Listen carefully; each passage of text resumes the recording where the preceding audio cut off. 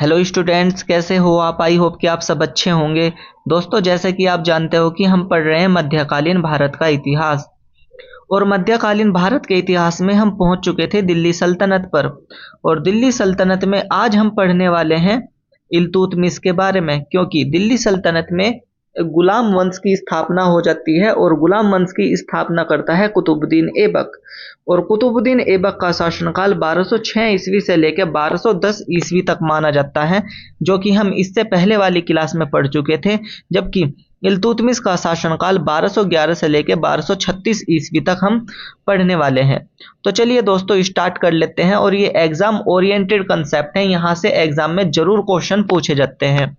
तो देखिए, सबसे पहले बच्चों का कंफ्यूजन ये रहता है कि जो दिल्ली सल्तनत है, दिल्ली सल्तनत का शासनकाल 1206 से लेके 1526 ईस्वी तक क्यों माना जाता है।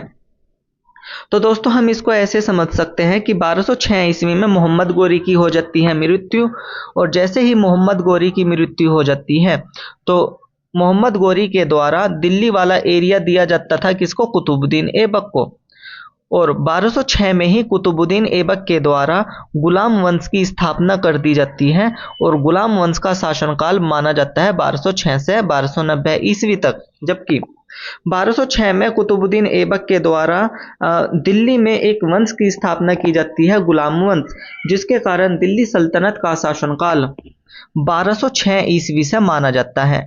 लेकिन 1526 ईस्वी तक क्यों माना जाता है, क्योंकि पानीपत का प्रथम युद्ध होता है 1526 ईस्वी में, जो कि होता है बाबर के बीच में और दिल्ली सल्तनत के अंतिम सुल्तान इब्राहिम लोदी के बीच में। और यहाँ पे बाबर के द्वारा दिल्ली सल्तनत के अंतिम सुल्तान इब्राहिम लोदी को पराजित करके उसकी हत्या कर दी जाती है। और दिल्ली सल्तनत का वहीं पर ही क्या हो जाता है, अंत हो जाता है और मुगल साम्राज्य की स्थापना हो जाती है। लेकिन आज का हमारा टॉपिक जो है गुलाम वंश का है। और गुलाम वंश में आज हम पढ़ेंगे किसके बारे में, इल्तुतमिश के बारे में। इल्तुतमिश के बाद हम पढ़ेंगे रजिया सुल्तान के बारे में। लेकिन इल्तुतमिश का जो शासनकाल है वो 1211 ईस्वी से लेके 1236 ईस्वी तक माना जाता है। तो जैसे कि मैंने इससे पहले वाली क्लास में आपको बताया था कि जैसे ही कुतुबुद्दीन ऐबक की मृत्यु हो जाती है और इसका उत्तराधिकारी मतलब कि गुलाम वंश का अगला शासक बन जाता है आराम शाह। और इल्तुतमिश उस टाइम पे हुआ करता था बदायूं का राज्यपाल। जैसे ही इस बात की खबर इल्तुतमिश को मिलती है कि गुलाम वंश का अगला शासक बन चुका है आराम शाह, वैसे ही इल्तुतमिश और आराम शाह के बीच में एक युद्ध होता है जिसे बोला जाता है जोड़ का युद्ध। और उस जोड़ के युद्ध में आराम शाह पराजित हो जाता है और इल्तुतमिश विजयी हो जाता है। और इल्तुतमिश ही गुलाम वंश का अगला शासक बन जाता है, जिसका शासनकाल 1211 से लेकर 1236 ईस्वी तक माना जाता है। और इस इल्तुतमिश को ही दिल्ली सल्तनत का वास्तविक संस्थापक कहा जाता है, क्योंकि इसने अपनी राजधानी दिल्ली को बनाया। हालांकि कुतुबुद्दीन ऐबक होता है, उसको दिल्ली सल्तनत का वास्तविक संस्थापक नहीं माना जाता है। तो वास्तविक संस्थापक माना जाता है कुतुबुद्दीन ऐबक को, क्योंकि इसने अपनी राजधानी दिल्ली को बनाया। और इल्तुतमिश इलबारी तुर्क का था, मतलब कि इलबारी तुर्क का रहने वाला था। कौन, इल्तुतमिश। इसके बाद हम बात कर लेते हैं कि ये भारत का प्रथम सुल्तान था।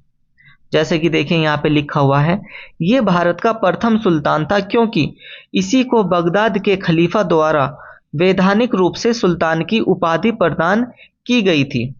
और जैसे ही इल्तुतमिश भारत का प्रथम सुल्तान बनता है, उसी समय पर यह शपथ लेता है कि मेरे आने के बाद दिल्ली सल्तनत में जितने भी शासक होंगे उन सभी को सुल्तान की उपाधि प्रदान की जाएगी। इसके बाद और भारत का जो अंतिम सुल्तान माना जाता है वो माना जाता है इब्राहिम लोदी को।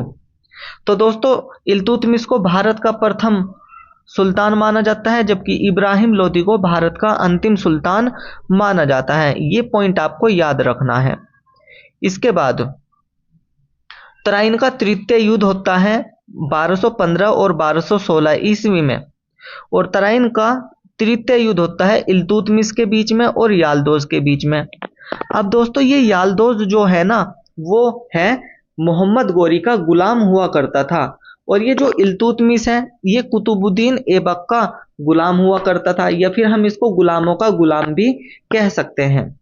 और जैसे ही तराइन का तृतीय युद्ध होता है 1215 और 1216 में, तो यहाँ पे इल्तुतमिश विजयी हो जाता है, जीत जाता है, जबकि याल्दोज जो होता है वो यहाँ पे पराजित हो जाता है। और इल्तुतमिश के शासनकाल में ही भारत में चंगेज खां का आगमन होता है 1221 ईस्वी में।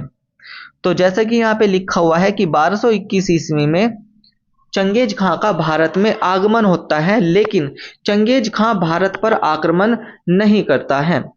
और चंगेज खां का वास्तविक नाम होता है तैमुजीन, जो कि एक मंगोलिया का शासक हुआ करता था। और दोस्तों चंगेज खां जो था वो एशिया का सबसे क्रूर शासक, सबसे खतरनाक शासक माना जाता है चंगेज खां को। ठीक है, और चंगेज खां के बाद सबसे खतरनाक शासक एशिया का माना जाता है तैमूर वंश को। तो चंगेज खां को भारत का सबसे खतरनाक शासक माना जाता था, या फिर एशिया का पूरे एशिया का सबसे खतरनाक शासक माना जाता था।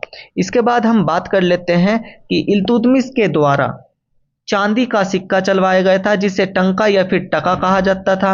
और इल्तुतमिश के ही द्वारा कॉपर का सिक्का चलाया गया था, जिसको जीतल के नाम से जाना जाता है। तो यहाँ से ये कंसेप्ट, इस कंसेप्ट से जरूर क्वेश्चन आते हैं कि चांदी के सिक्कों को क्या कहा जाता था और कॉपर के सिक्के को क्या कहा जाता था।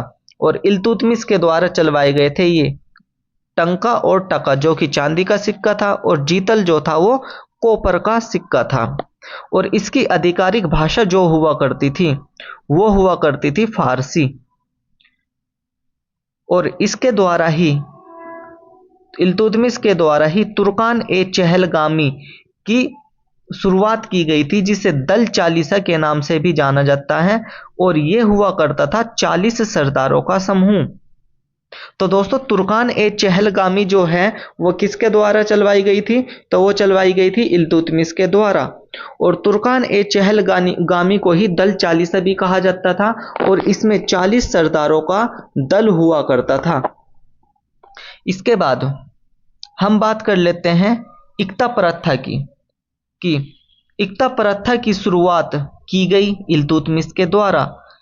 और इल्तुतमिश के द्वारा ही जैसे इक्ता प्रथा की शुरुआत की गई थी, तो जिसको इक्ता का मतलब होता है कि युद्ध में जीता हुआ प्रांत या फिर एरिया देना, जिसको दिया जाता था उसे इक्तेदार कहा जाता था। और जो वहां पे टैक्स वसूल किया करता था उसे इक्तेदारी कहा जाता था।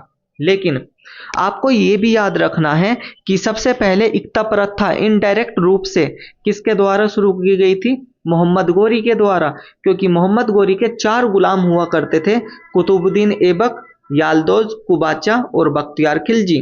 और इन्हीं को मोहम्मद गोरी के द्वारा युद्ध में जीते हुए प्रांत दिए गए थे। और इक्ता प्रथा का मतलब होता है प्रांत को ही देना। जबकि भारत में सबसे पहले इक्ता प्रथा की शुरुआत जो थी वो किसके द्वारा करवाई गई थी? इल्तुतमिश के द्वारा करवाई गई थी। इसके बाद जैसे कि हमने इससे पहले वाली क्लास में भी पढ़ा था कि 1229 ईस्वी में इसने कुतुब मीनार का निर्माण कार्य जो था वो पूर्ण करवाया था। लेकिन शुरुआत किसने करवा दी थी? कुतुबुद्दीन ऐबक ने। और इसने अपनी राजधानी लाहौर से दिल्ली स्थानांतरित की, जैसे कि हम पढ़ चुके हैं, जिसके कारण इल्तुतमिश को ही दिल्ली सल्तनत का वास्तविक संस्थापक माना जाता है। चलिए अब हम नेक्स्ट बात कर लेते हैं।